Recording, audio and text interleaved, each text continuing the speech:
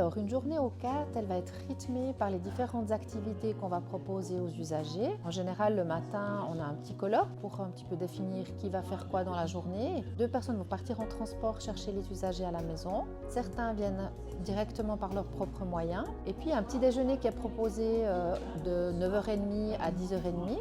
10h30 à la première activité. Et puis par la suite, de 11h30 à midi, les usagers nous aident à mettre la table, on se repose un petit moment. Après, il y a le repas. 13h à 13h30, il y a un moment de repos. Et à 13h30, on propose un accompagnement à l'extérieur, une petite promenade. Et puis à 14h30, il y a de nouveau une autre activité qui est proposée. Et puis à 16h, il y a le retour à domicile. Oui, du coup, on a vraiment du lundi au vendredi 3 à 4 lits disponibles, 4 de la Girarde. Ça va vraiment être des jours réguliers et fixes dans le temps.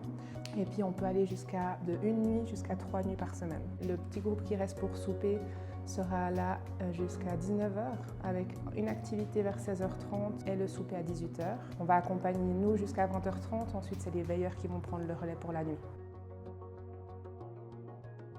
Le type de personnes qui viennent au CAT, c'est soit des personnes avec des troubles cognitifs avancés ou un petit peu moins avancés, type Alzheimer, maladie du Parkinson par exemple.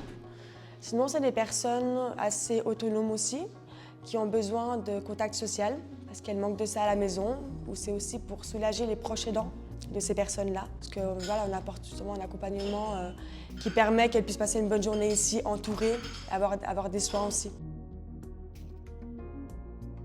Le proche aidant est souvent amené à avoir une charge autant émotionnelle que physique lorsque le bénéficiaire est à domicile.